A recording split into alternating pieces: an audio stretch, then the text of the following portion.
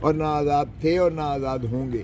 تو اس لیے جس نے بھی ڈیفیکٹ کیا ہے ہم اس کے خلاف کارروائی بھی کریں گے, تعدیبی بھی ہوگی, اس کو سیٹ بھی اس کی وہ جو ہے ختم ہو جائے گی, اور اس کا ووٹ اگر کوئی لینے کی خواہاں ہے یا کوشش کر رہا ہے تو آپ کو پتہ ہے سپریم کورٹ کا فیصلہ بڑا واضح ہے, وہ کوئی اس کا جو ہے ووٹ کارگر بھی نہیں ہوگا, وہ ضائع ہو جائے گا. سر یہ بتائیں کہ آپ کے خیال میں جو کچھ بھی اس الیکشن میں ہوا ہے اس کا اگر کوئی ایک شخص ذمہ دار ہے تو وہ کون ہے؟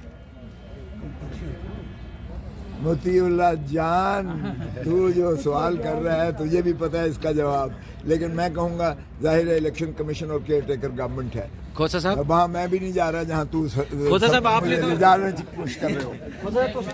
وہ اس سے بڑا بے غیرت ہو نہیں سکتا ہے جو پیسے لے کر بکتا ہے اس طریقے سے, وہ اپنی ماں کو بیچتا ہے. وسیم قادر صاحب کل پی ٹی آئی سے جو جیتے ہیں سیکرٹری جنرل تھے لاہور کے, وہ چلے گئے نون لیگ میں, اور ان کو اغوا کیا گیا اور اس کے بعد سافٹ ویئر ان کا جو بھی ریورس کیا گیا, جس طرح بھی کیا گیا. آج وہ ذرا علاقے میں جا کے دیکھیں, ان کے گھر والے بھی ان کو گھر میں گھسنے نہیں دے رہے ہیں.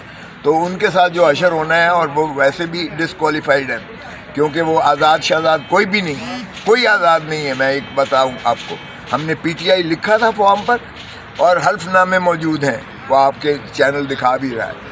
اور اس لیے, اور پی ٹی آئی بین نہیں ہوئی ہے as a party, as a political party Pakistan Tehreek Insaf آئینی قانونی طور پر ایگزسٹ کرتی ہے. سو ہم پی ٹی آئی کے ہیں, اور اگر سمبل لے لیا گیا ہے اس کا مطلب یہ نہیں ہے کہ ہم پی ٹی آئی کے ہی نہیں رہے ہیں اور آزاد ہو گئے. آزاد تو اس لیے کہ آپ لوگوں نے, میڈیا ساری نے آزاد کہنا شروع کیا تو آزاد بنا دیے گئے. ہم نہ آزاد ہیں اور نہ آزاد تھے اور نہ آزاد ہوں گے. تو اس لیے جس نے بھی ڈیفیکٹ کیا ہے ہم اس کے خلاف کارروائی بھی کریں گے, تعدیبی بھی ہوگی, اس کو سیٹ بھی اس کی وہ جو ہے ختم ہو جائے گی, اور اس کا ووٹ اگر کوئی لینے کی خواہاں ہے یا کوشش کر رہا ہے تو آپ کو پتہ ہے سپریم کورٹ کا فیصلہ بڑا واضح ہے, وہ کوئی اس کا جو ہے ووٹ کارگر بھی نہیں ہوگا, وہ ضائع ہو جائے گا.